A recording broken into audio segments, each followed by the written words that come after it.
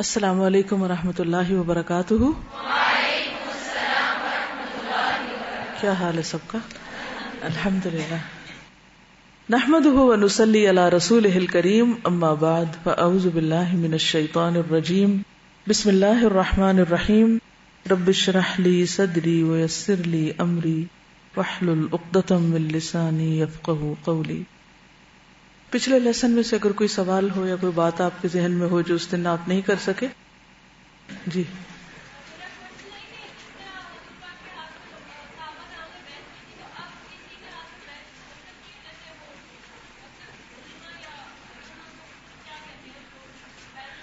خلافت پر بیعت ہوتی ہے.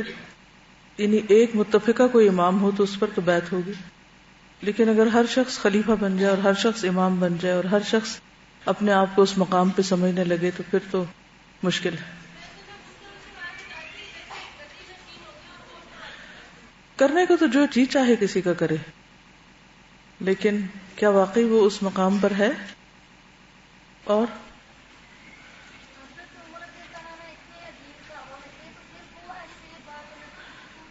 انسان ہے. ایک بات ہمیشہ یاد رکھیے کہ کوئی بھی انسان فرشتہ نہیں ہوتا. عربی کی ایک کہاوت ہے، لِكُلِّ عَالِمٍ حَفْوَةٌ وَلِكُلِّ جَوَّادٍ كَبْوَةٌ. اس کا معنی یہ ہے کہ ہر عالم سے غلطی ہوتی ہے اور ہر گھڑ سوار گرتا ہے، ہر انسان پھسلتا ہے، ہر ایک سے غلطی ممکن ہے. کیونکہ جب ہم یہ سوچ لیتے ہیں کہ کچھ لوگ مافوق الفطرت ہیں، فرشتے ہیں، ان سے تو کبھی غلطی ہو ہی نہیں سکتی، تو یہ تصور ہی درست نہیں. اس میں بیلنس ہونا چاہیے. ہر انسان غلطی سے بچنے کی کوشش کرے، لیکن اس کے باوجود کوئی یہ نہ سمجھے کہ میں نے کبھی غلطی نہیں کی، میں معصوم فرشتہ ہوں، یا فلاں شخص کے بارے میں سمجھتی ہوں کہ وہ غلطی کر ہی نہیں سکتا. یہ نہیں ہو سکتا. وہ حدیث میں آتا ہے نا کہ اگر تم غلطی نہ کرو، خطا نہ کرو، تو میں تمہیں لے جاؤں اور ایسی مخلوق پیدا کروں جو غلطی کرے اور توبہ کرے. تو توبہ کرنے والے اللہ تعالیٰ کو کتنے پسند ہیں. غلطی ہونا از ہیومن، لیکن اس پر توبہ کرنا جو ہے یہ اللہ تعالیٰ کو بہت پسند ہے. ان اللہ یحب التوابین. بے شک اللہ توبہ کرنے والوں سے محبت رکھتا ہے. اور تواب کون ہوتا ہے؟ جو بار بار توبہ کرے. بار بار توبہ کرنے کی ضرورت کس کو پیش آتی ہے؟ جو بار بار غلطی کرے. اس لیے غلطی ہم سب سے ہوگی، اور اس کو ایکسپیکٹ کریں کہ غلطی کسی وقت بھی ہو سکتی، اور اس کے لیے انسان بچنے کی کوشش کرے، احتیاط کرے، اللہ سے ڈرے. اور آپ نے یہ بھی دیکھا ہوگا کہ جب انسان گرتا ہے تو اس کے بعد اور زیادہ محتاط ہو کے چلتا ہے. بڑے نہیں، بچوں میں بھی آپ دیکھیں، چلتے ہوئے اگر ان کو چوٹ لگ جائے تو پھر اگلی دفعہ ان کی چال میں فرق آ جاتا ہے. کچھ جلدی سیکھ جاتے ہیں، کچھ دیر سے سیکھتے ہیں، لیکن فرق ضرور پڑتا ہے. تو حضرت عمر رضی اللہ تعالیٰ عنہ بھی انسان تھے. ان کے اندر انسانی جذبات تھے، انسانی کمزوریاں تھیں. ہاں، ایک انسان اور دوسرے انسان میں فرق ہوتا ہے. کچھ لوگوں کی حسنات زیادہ ہوتی ہیں اور کچھ کی سیئات زیادہ ہوتی ہیں. کچھ اچھے کام زیادہ کرتے ہیں اور کچھ غلط کاموں میں زیادہ پڑے ہوئے ہوتے ہیں. حشر کا دن، عدل کا دن، یوم الدین کس لیے رکھا گیا؟ کس لیے رکھا گیا؟ تاکہ یہ دیکھا جائے کون کیا کر کے آیا. لیبلوکم ایکم احسن عملا، کہ تم میں اچھے کام کس نے کیے، احسن عمل کس کا ہے، کس کی سیئات زیادہ ہیں، کس کی حسنات زیادہ ہیں. اور اس کا فیصلہ کون کرے گا؟ اللہ تعالی. اور پھر یہ کہ کس نے غلطی کرنے کے بعد توبہ کی اور کس نے نہیں کی. جی صلی اللہ علیہ وسلم.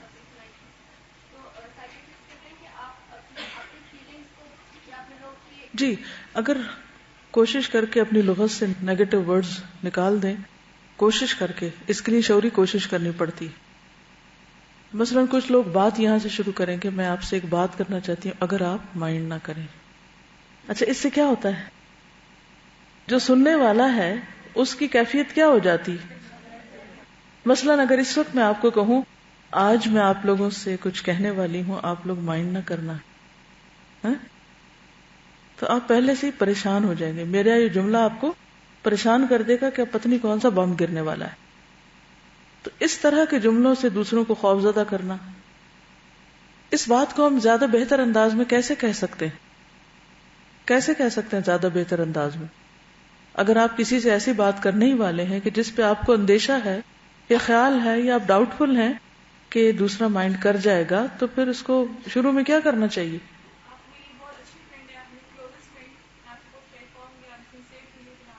اس میں بھی تھوڑا سا ایگزیجریشن ہو گیا ہے، کیونکہ اگر ہم کسی کو اتنا زیادہ پہلے تعریف کر دیں گے تو اس کے بعد وہ ایکسپیکٹ نہیں کرے گا، اور اگر ہم نے اس وقت کوئی ایسی بات کہی تو پھر وہ اور زیادہ تکلیف دہ ہو جائے گی. جی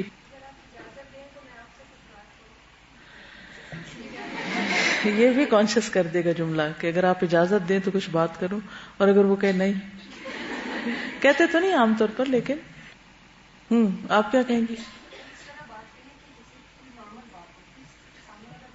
اچھا نارمل وے میں، ہاں مثلاً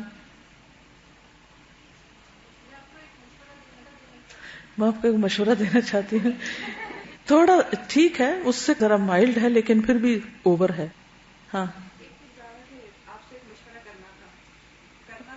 نہیں، مشورہ تو جب آپ واقعی مشورہ کرنا چاہتے ہیں، کیونکہ اگر مشورہ نہیں کرنا صرف بتانا ہی ہے. امیجن کریں نا، اچھا کوئی سچویشن ہے اور آپ نے بات کرنی ہے، تو کیونکہ پتہ کیا ہے ہماری مشکل یہی ہے کہ ہمیں یہ سمجھ نہیں آتی کہ کہاں سے بات شروع کریں، ہے نا؟ اور پھر سوچتے ہی رہ جاتے ہیں، یا تو کرتے ہی نہیں ہیں، پھر اندر ہی اپنے رکھ کے بیٹھ جاتے ہیں، اچھا چھوڑو پرے کیا کرنی. یا پھر یہ ہے کہ ہم غلط طریقے سے کرتے ہیں، یا پھر ہم کہتے کچھ ہے اور مطلب ہمارا کچھ اور ہوتا ہے اور اگلا کچھ اور سمجھ رہا ہوتا ہے، اور ایک کیاس ہو جاتا ہے اور بے حد وقت ضائع کرتے ہیں. ایک چیز جس سے آپ نے پرہیز کرنا ہے کہ دوسرے کو کانشیس نہیں ہونے دینا، چاہے وہ محبت کا لفظ استعمال کر کے، چاہے نفرت کا کر کے، چاہے کوئی بھی، اگلے کو سب سے پہلے آپ کیا کریں؟ کمفرٹیبل کریں. ٹھیک ہے، آپ نے کوئی بھی ان یوزول بات کرنی ہے تو اگلے کو کمفرٹیبل پہلے کریں. اگر آپ نے کمفرٹیبل کر لیا جتنی مرضی بڑی بات کر لیں وہ ہضم کر جائے گا، اور اگر وہ کمفرٹیبل نہیں تو آپ جتنے مرضی ڈائلاگز بولیں ورک نہیں کریں گے. ہاں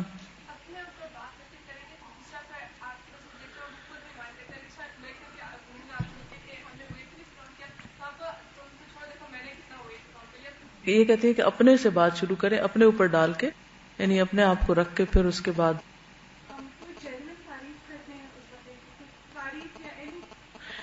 اوکے. اس کا جواب آج آپ کو ملے گا اس میں، آج کے لیسن میں انشاءاللہ. چلیے آگے چلتے ہیں، پھر وہاں تھوڑا سا میں ڈسکس کروں گی اس کو کیسے کرتے ہیں، مشکل جگہوں پہ بات کیسے کرتے ہیں. ٹھیک رحیم، آج ہم پڑھیں گے صفحہ نمبر 271 271 سے بادشاہوں اور امراء کے نام خطوط. جب رسول اللہ صلی اللہ علیہ وسلم قریش سے معاہدہ کر کے اور ان کی طرف سے مطمئن ہو کر حدیبیہ سے واپس تشریف لائے تو بادشاہوں اور امراء کے نام خطوط لکھ کر انہیں اسلام کی دعوت دی. اب آپ کن سے بات کر رہے ہیں؟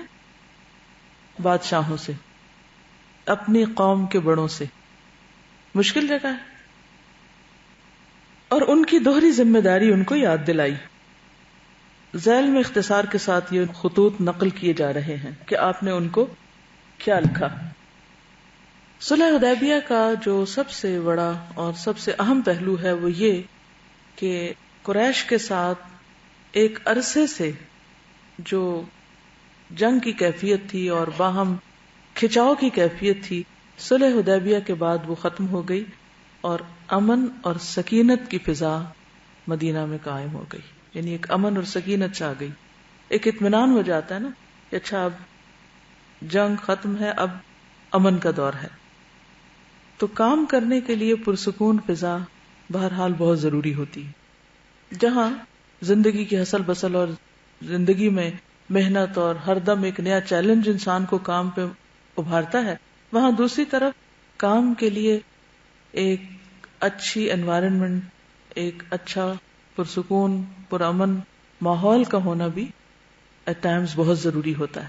تو اللہ سبحانہ تعالیٰ نے اس موقع سے یعنی اس صلح کے ذریعے جس میں بظاہر صحابہ کرام کو بے حد غم تھا، شاید کسی اور جنگ میں ہارنے کا اتنا غم نہیں تھا جتنا اس موقع پر واپس پلٹنے کا غم تھا، تو اس پر اللہ تعالیٰ نے ان کو امن کی شکل میں ایک انعام نصیب فرمایا.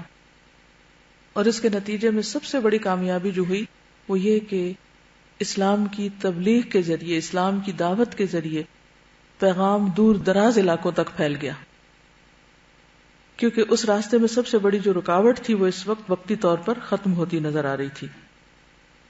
اس سے پہلے کہ آپ سب کو خط لکھتے، آپ نے صحابہ کرام کو جمع کیا اور ان سے مشورہ کیا. اس سے آپ کا طریقہ کار پتہ چلتا ہے کہ لکھنا آپ کو خط ہے، آپ جب چاہیں لکھیں، جس کو چاہیں لکھیں، کوئی پوچھ سکتا ہے آپ سے. لیکن آپ نے سب کو جمع کیا، خطبہ دیا، فرمایا اے لوگو، میں تمام عالم کے لیے رحمت بنا کر بھیجا گیا ہوں. یعنی میرا فرض، میری ڈیوٹی صرف تم تک پیغام پہنچانا نہیں، صرف عربوں تک نہیں، بلکہ کیا کام تھا آپ کا؟ قرآن مجید میں کیا آتا ہے کہ وما ارسلناک الا رحمتا للعالمین، اور تمام انسانوں کے لیے انی رسول اللہ الیکم جمیعا، تم تمام عالم کو یہ پیغام پہنچاؤ. کس کو کہہ رہے ہیں آپ؟ صحابہ کو، کہ اب تم اس پیغام کو اور آگے لے کر جاؤ. اللہ تم پر رحم فرمائے گا. بہت ہی کام کی بات ہے کہ جو اللہ کا پیغام پہنچائے گا اللہ اس پر رحم فرمائے گا. یہ خوشخبری ہے. وہ جو آیت آپ شروع میں سنتے ہیں نا، بشر المؤمنین بان لہم من اللہ فضلا کبیرا، تو مومنوں کو بشارت ہے کہ اللہ کی طرف سے بہت بڑا فضل، یعنی نبی صلی اللہ علیہ وسلم کی شکل میں آپ کے پاس جو رہنما آیا ہے، اس نے آپ کو صرف کھانے پینے کا طریقہ ہی نہیں سکھایا بلکہ اللہ کی رحمت حاصل کرنے کے کام بھی سکھائے. اور ان کاموں میں سے ایک کام اللہ کے پیغام کو زیادہ سے زیادہ لوگوں تک پہنچانا. فرمایا عیسیٰ علیہ السلام کے حواریوں کی طرح اختلاف نہ کرنا. پیغام پہنچانے کے ساتھ پہلا نمبر 1، یعنی جب تم پھیلو گے، دور تک جاؤ گے، تو اندیشہ کس بات کا ہے؟ باہمی اختلاف کا. ہوتا یہ ہے کہ جب کوئی گروپ چھوٹا ہوتا ہے، جب افراد کم ہوتے ہیں، جب کام سمٹا ہوا ہوتا ہے، محدود ہوتا ہے، لمیٹڈ ہوتا ہے، تو آپ ایک فیملی کی طرح رہ رہے ہوتے ہیں اور آپ کے اندر ایک بھائی چارہ ہوتا ہے. لیکن جو ہی وہ پیغام پھیلنا شروع ہوتا ہے، بکھرنے لگتا ہے، اور ان کے درمیان جیسے آپ دیکھیے کہ پھول کی پتیاں ہوتی ہیں نا، تو جب وہ چھوٹا ہوتا ہے، پھول نیا نیا کھلتا ہے، ابھی پھٹتا ہی ہے، تو کیا ہوتا ہے؟ پتیاں ساری خوب جڑی ہوئی ہوتی ہیں، مضبوط ہوتی ہیں. اگر آپ کو ان کو توڑنا اور کھینچنا ہو تو آپ کو زور لگتا ہے، ان کو کھیڑنا، ان کو ہلانا، ان کو.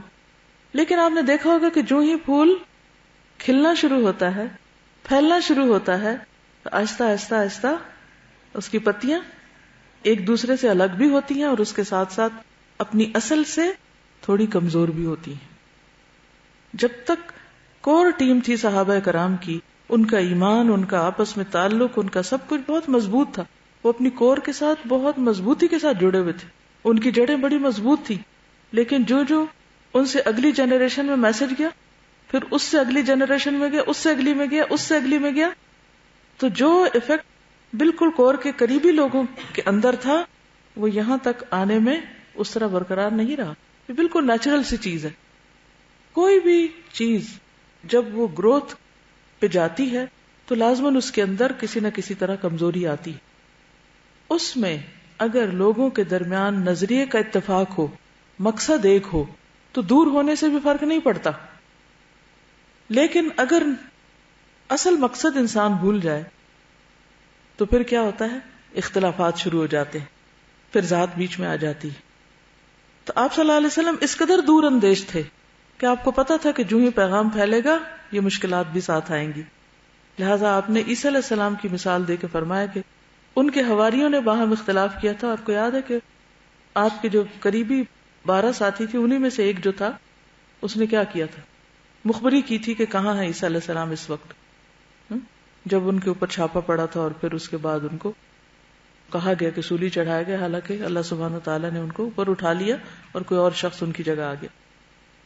تو فرمایا کہ اختلاف نہ کرنا، آپس میں ایک دوسرے سے پٹنا نہیں، یہ سب یکجان ہو کے رہنا، کہ اگر قریب بھیجنے کو کہا تو راضی ہو گئے، اور اگر کہیں دور جانے کو کہا تو اپنی جگہ چپک رہے اور وہاں سے نہ ٹلے. عیسیٰ علیہ السلام کے حواریوں نے کیا کیا کہ اگر کوئی آسان کام ملا، قریب جانے کے لیے کہا تو کر لیا، جب کہا دور جاؤ تو بیٹھ گئے. اتنا نہیں ہم کر سکتے، یعنی ان کی ٹرمز اینڈ کنڈیشنز کیا تھی کہ بس اتنا، یہاں تک، اس لمٹ تک، اس سے آگے نہیں ہم کر سکتے.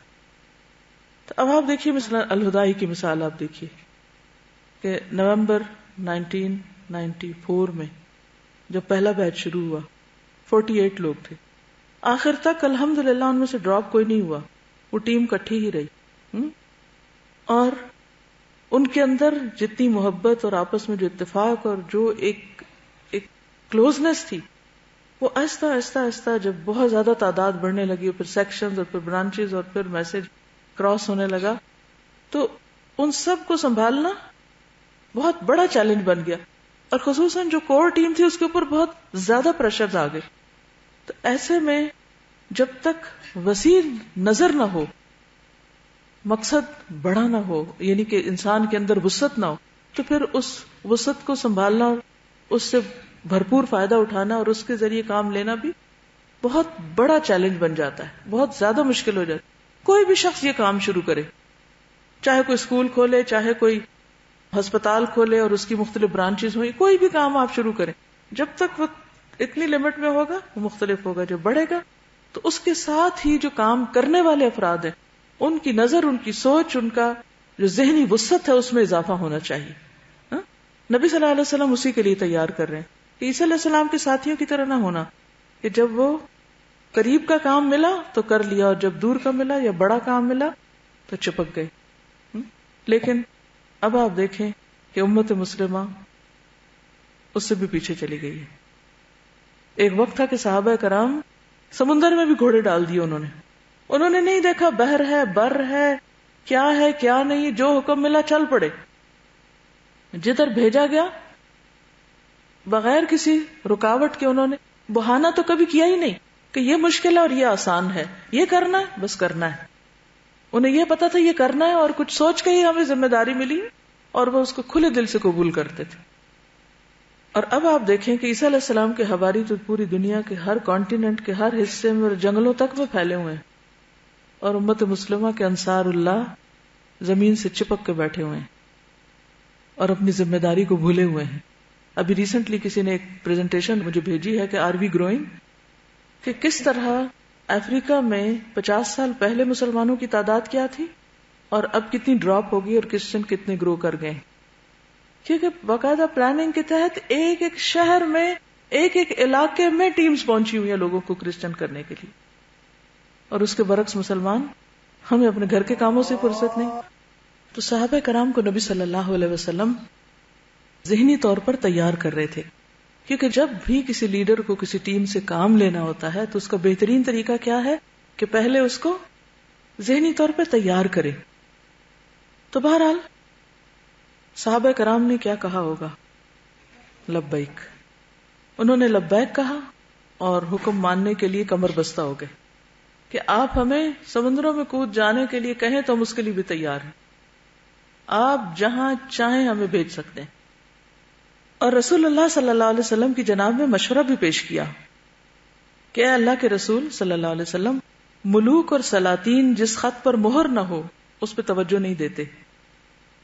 کہ ہم ان تک میسج تو لے کر جائیں گے، لیکن جو لے کر جائیں گے اس پر سٹیمپ ہونی چاہیے. آپ نے یہ بات پسند فرمائی، مشورہ قبول کیا. اس سے آپ دیکھیے کہ صحابہ کرام کے اندر کسی کام کو بہتر بنانے کا کتنا جذبہ تھا.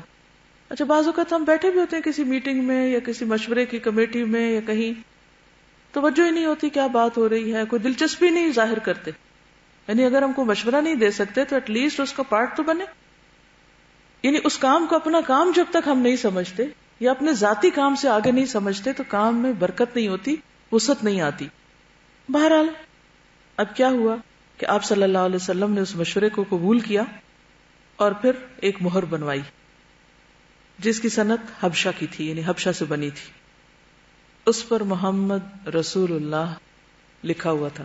وہ مہر مبارک وہ آپ مختلف جگہوں پہ اب بھی دیکھتے ہیں نا لگی ہوئی، نیچے محمد، اوپر اس کے رسول، اور یعنی کہ وہ ورٹیکل تھی، اوپر کو جا رہی تھی. اور جب بھی آپ کسی کو خط دے کر بھیجتے تو اس کو آپ اپنے خط کے اختتام پر لگا کر بھیجتے. تو اس سے بھی پتہ چلتا ہے، یعنی ایک حکمت کی بات ہے کہ جب آپ کسی غیر قوم کے ساتھ معاملہ کریں، دوسری قوم کے ساتھ، اور ان کا طریقہ آپ کے طریقے سے مختلف ہو، اگر ان کا طریقہ آپ کے طریقے سے ٹکرائے نہیں، یعنی شریعت سے ٹکراتا نہ ہو، تو اس طریقے کو اگر وہ بہتر ہو عام ہمارے روزمرہ کے کام کاج میں، تو اس کو اختیار کرنے میں حرج نہیں ہے. یعنی عربوں میں اس سے پہلے مہر کا کوئی رواج نہیں تھا، لیکن غیر قوموں میں تھا، تو آپ نے وہ طریقہ اختیار کر لیا. بہرحال آپ نے اس کے بعد کیا کیا؟ خط لکھے. اب آپ دیکھیے کیا لکھتے ہیں خط میں. سب سے پہلا خط نجاشی شاہ حبشہ کے نام لکھا. اس کا نام اسحمہ بن ابجر تھا. رسول اللہ صلی اللہ علیہ وسلم نے اس کے نام حسب ذیل خط لکھا. بسم اللہ الرحمن الرحیم. هذا کتاب من محمد رسول اللہ الی النجاشی الاسحمی عظیم الحبشہ. سلام علی من اتبع الهدى وآمن باللہ ورسولہ وشہد ان لا الہ الا اللہ وحدہ لا شریک لہ لم يتخذ صاحبۃ ولا ولدا وان محمدا عبدہ ورسولہ وادعوک بدعایۃ الاسلام فانی انا رسولہ فاسلم تسلم یا اہل الکتاب تعالوا الی کلمۃ سواء بیننا وبینکم الا نعبد الا اللہ ولا نشرک به شیئا ولا يتخذ بعضنا بعضا اربابا من دون اللہ فَإِن تَوَلَّوْا فَقُولُوا اشْهَدُوا بِأَنَّا مُسْلِمُونَ. آل عمران. فَإِن أَبَيْتَ فَعَلَيْكَ إِثْمُ النَّصَارَى مِن قَوْمِكَ. یہ خط ہے محمد اللہ کے رسول کی طرف سے نجاشی اسحمہ شاہ حبشہ کی جانب. اس شخص پر سلام جو ہدایت کی پیروی کرے اور اللہ اور اس کے رسول پر ایمان لائے اور اس بات کی شہادت دے کہ اللہ وحدہ لا شریک کے سوا کوئی عبادت کے لائق نہیں، اس نے نہ کسی کو اپنی بیوی بنایا نہ لڑکا، اور اس بات کی شہادت دے کہ محمد اس کا بندہ اور رسول ہے، اور میں تمہیں اسلام کی دعوت دیتا ہوں کیونکہ میں اس کا رسول ہوں، لہذا اسلام لاؤ سلامت رہو گے.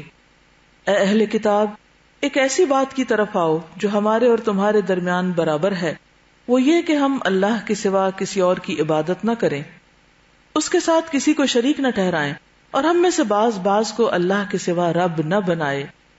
بس اگر وہ منہ موڑے تو کہہ دو کہ گواہ رہو ہم مسلمان ہیں. اگر تم نے یہ دعوت قبول نہ کی تو تم پر اپنی قوم کے نصارہ کا گناہ بھی ہے. آپ نے شروع میں کیا لکھا؟ اگر تم مائنڈ نہ کرو تو میں تمہیں ایک بہت اچھا پیغام دوں.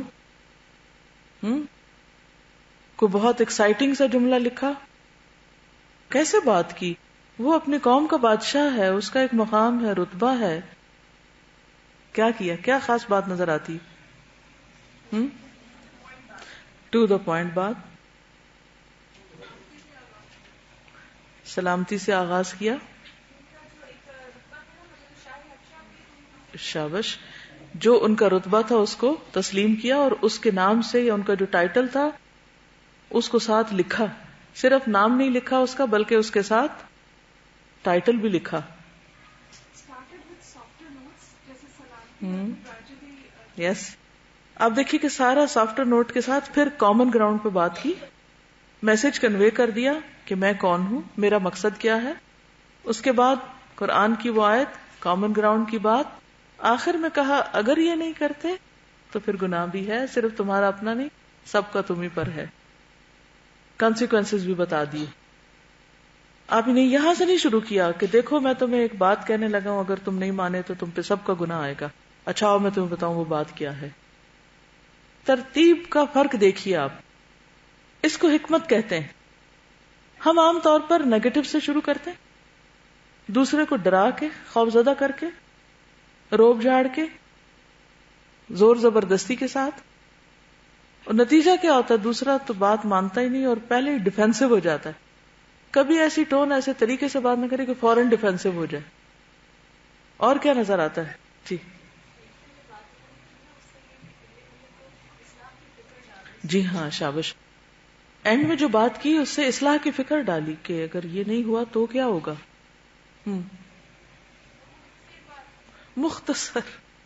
مختصر بات، ٹو دا پوائنٹ، بریف، لمبی کہانیاں نہیں ہیں. جی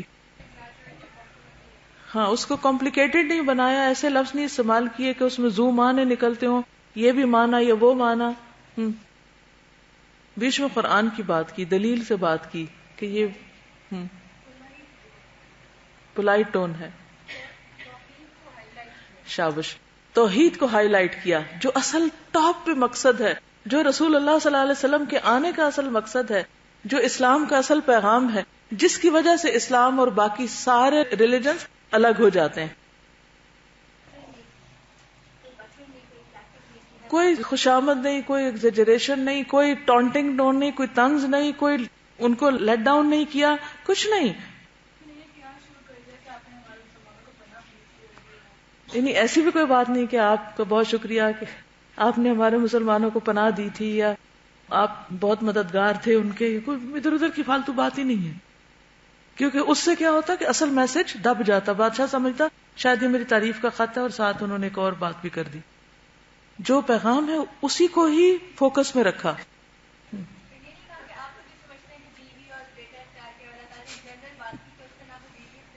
بالکل، یعنی جو فیکٹ ہے وہ بتا دیا. یہ نہیں کہا کہ تم لوگ یہ سمجھتے تو ہم یہ سمجھتے ہیں اور فلاں یہ سمجھتا ہے تو اس میں پھر ٹھیک یہ ہے. اسٹریٹ بات، اسٹریٹ فارورڈ. جی ہاں، یہ بھی نہیں کہا کہ ہمیں تمہاری مدد چاہیے تو اس لیے تم اسلام قبول کر لو. جی، سب سے پہلے اپنا تعارف کرایا کہ خط آ کس سے رہا. اب اس پہ آپ اپنے سارے خط دیکھ لیجئے آپ کیا کرتے ہیں. یعنی اس قدر تکلیف ہوتی ہے کہ بعض اوقات آپ ایک 4 صفحے کا خط لکھ کے اتنا لمبا مسئلہ بیان کرتے ہیں اور واقعی آپ رحم اور مدد کے قابل ہوتے ہیں، دل چاہتا ہے آپ کی مدد کی جائے، اور اس پر جو جواب لکھنے والے ہیں وہ بھی سب کچھ اتنی محنت سے تیار کرتے ہیں، یہ سمجھ نہیں آتی کہ بھیجیں کہاں. کوئی تعارف ہی نہیں کراتے اپنا. بعض اوقات مقصد پتہ ہی نہیں چلتا، فالتو باتیں، اپنی طبیعت کی خرابی کی باتیں اور اپنے جذباتی باتیں اور اس کا گلہ اس کا شکوہ، اور سارا خط پڑھ جاؤ یہ نہیں سمجھ آتی کہ یہ لکھنے والے نے لکھا کیوں ہے. تو ایک سنت اپنائیں گے آپ، کیا؟ نام کے ساتھ. چلے آخر میں بھی لکھے تو صحیح. اب تو خیر شکر ہے ای میل کے اندر پہلے فرام اوپر ہوتا ہے اور پھر ایک مسنون طریقہ شروع ہو گیا ہے دنیا بھر میں. لیکن یہ کہ اگر آپ اردو میں لکھ رہے ہیں، ہاتھ سے لکھ رہے ہیں، تو اگر لکھنے تو بہت اچھا ہے. کہاں سے؟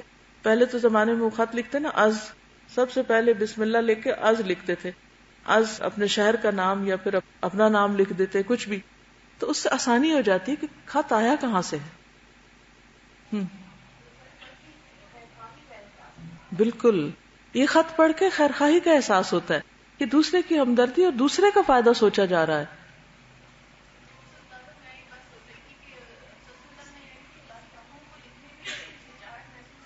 جی ہاں، یعنی بادشاہوں کو لکھنے میں آپ نے کوئی ہچکچاہٹ محسوس نہیں کی اور اسٹریٹ فارورڈ اپنی بات کی. ہم اگر کسی بڑے کو کوئی بات لکھنا چاہیں تو اول تو ہمیں لکھنا ہی نہیں آتا، اور پھر اگر لکھیں بھی تو یا انتہائی تعریف کر دیں گے یا انتہائی بدتمیزی سے بات کریں گے. احترام نام کی کوئی چیز ہی نہیں ہوگی. تو بہرحال آگے بھی چکے آ رہے ہیں، یہ خط دوبارہ بار بار ریپیٹ ہوں گے، اور تو انشاء اللہ تعالی وہاں اگر کوئی مزید بات ذہن میں آئے تو آپ ضرور بیان کیجیے. یہ تھا جواب آپ کے وہ جو ہم ڈسکشن شروع میں ہوئی تھی کہ اگر کسی سے بات کرنی ہو تو کیسے بات کریں، کہاں سے شروع کریں. بالکل بی نیچرل، نارمل، کوئی اس کو بڑا ایشو نہ بنائے، کوئی بہت اس میں ایک سسپینس کریٹ نہ کریں، کچھ بھی نہیں. اچھا یہ بھی کسی کو کبھی نہ کہا کریں اچھا آپ کے پاس 5 منٹ ہیں کہ میں ایک بات کروں. اب اگلے کے پاس ہو سکتا ہے اس وقت واقعی 5 منٹ نہ ہو، اور ہو سکتا ہے آپ کی بات 5 سے پہلے ہی ختم ہو جائے. یہ بھی نہ کہا کریں کسی سے میرے بہت زیادہ مسائل ہیں اور میں آپ سے ڈسکس کرنا چاہتی ہوں اور کوئی وقت چاہیے آپ کا. اس سے دوسرے کے اوپر کیا ہوگا؟ بوجھ پڑ جائے گا کہ معلوم نہیں ابھی کیا سننا پڑے. اور کچھ لوگ پتہ نہیں ہم مدد کر بھی سکیں یا نہ کر سکیں، سارا کچھ سن کے بھی پتہ نہیں کیا بنے گا.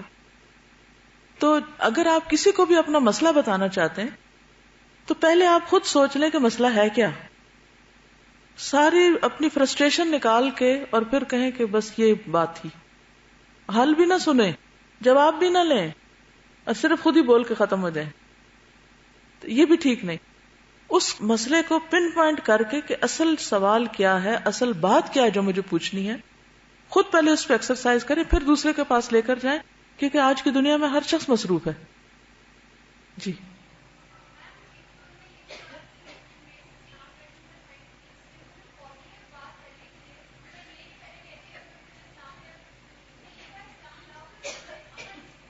ایک ایسی چیز کی خوشخبری دی گئی ہے نا سلامتی کی اس خط میں، کہ اگر اسلام لاؤ گے تو سلامت رہو گے. کون نہیں چاہتا کہ سلامت رہے؟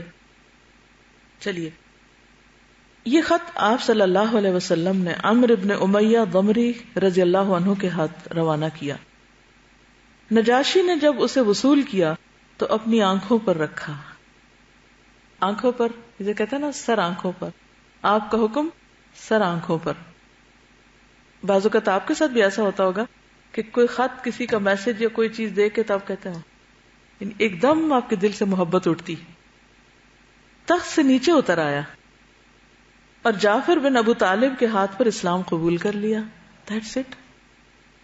تو اس لیے اسلام کا پیغام دینے میں بھی کبھی آپ کو جھجکنا نہیں چاہیے کہ پہلے سے نیگیٹو سوچ لیں اس نے ماننا کوئی نہیں، اس لیے ضرورت ہی نہیں بات کرنے کی. میں نے پرسنلی یہ چیز کئی دفعہ آزمائی اللہ کے فضل سے کہ میں نے نان مسلم سے بات کی اور ان کو تھوڑی سی بات کرنے کے بعد اسلام انٹروڈیوس کیا اور انہوں نے قبول کر لیا، بات مان لی. کیونکہ آپ کے اپنے اندر کوئی کمپلیکس نہیں تو دوسرے پہ بھی کیوں ڈالیں گے آپ؟ اور آپ اگر خود کنوینسڈ ہیں تو دوسرے کو کنوینس کرنا بھی مشکل نہیں ہوتا. اور اس میں جھجک نہیں، کیونکہ اس تک میسج ہی نہیں پہنچا. کیسے پہنچے گا اگر ہم اپنے ہی اندر کنفیوژن کا شکار رہے؟ تو سمپل دوسرے کو بات کر دی. آپ اگر اسے میسج نہ بھیجتے تو یہ کس طرح اسلام قبول کرتا؟ اور نبی صلی اللہ علیہ وسلم کو اپنے اسلام اور بیعت کے متعلق خط لکھا. بیعت یعنی وفاداری کا ایک طرح سے. اور ام المومنین ام حبیبہ بنت ابو سفیان کی شادی نبی صلی اللہ علیہ وسلم سے کر دی، یعنی ولی بن کر، کیونکہ السلطان ولی لمن لا ولی لہ، جس کا ولی کوئی نہ اس کا ولی پھر سلطان ہوتا ہے، یعنی بادشاہ وقت ہوتا ہے. تو ام المومنین حضرت حبیبہ نے ہجرت حبشہ کی تھی نا، اور ان کے شوہر جو تھے ان کے ساتھ ہی کی تھی، لیکن وہ عیسائی ہو گئے تھے تو پھر یہ تنہا رہ گئی تھی. ان کی شادی غائبانہ طور پر نکاح کر دیا، ٹیلی فون پر اب نکاح ہوتا ہے نا جیسے. اور انہیں اپنی طرف سے 400 دینار مہر دیا، یعنی نبی صلی اللہ علیہ وسلم کے لیے مہر آپ کی طرف سے خود اس نے ادا کیا. تو اس سے یہ بھی پتہ چلتا ہے کہ اگر بیٹے کی شادی ہو رہی ہے اور اس کے پاس مال نہیں ہے تو باپ اپنے بچے کا اتنا اس کو دے کہ وہ اپنا مہر ادا کر سکے، نہیں دوسرا بھی دے سکتا ہے کوئی. پھر انہیں اور مہاجرین حبشہ کو عمرو بن امیہ ضمری کے ساتھ 2 کشتیوں میں روانہ کر دیا، اور وہ انہیں لے کر اس وقت پہنچے جب نبی صلی اللہ علیہ وسلم خیبر میں تھے. غزوہ خیبر آگے آپ پڑھیں گے. وہ لوگ مدینہ پہنچ گئے، خود ان کے آنے کا بندوبست کیا، ان کا کرایہ وغیرہ یا ان کی روانگی کا یا ٹرانسپورٹ وغیرہ. نجاشی نے رجب 9 ہجری میں وفات پائی، اور نبی کریم صلی اللہ علیہ وسلم نے اس کی وفات ہی کے دن صحابہ کرام کو اس کی موت کی اطلاع دی اور اس کی غائبانہ نماز جنازہ پڑھی. آپ کو وحی کے ذریعے پتہ چل گیا اور آپ نے غائبانہ. اب آپ دیکھیں اتنی دور ہیں لیکن دل قریب ہیں اور ایک دوسرے کو وہ آپ کے لیے خیرخواہی کے جذبات رکھتے ہیں، آپ کو ہدایہ بھیج رہے ہیں، آپ ان کے لیے دعا کر رہے ہیں. اس کی وفات کے بعد دوسرا بادشاہ اس کا جانشین ہوا تو آپ نے اس کے نام بھی ایک خط روانہ فرمایا اور اسے اسلام کی دعوت دی، لیکن یہ معلوم نہ ہو سکا کہ اس نے اسلام قبول کیا یا نہ کیا. یہ نہیں پتا چلتا تاریخ سے.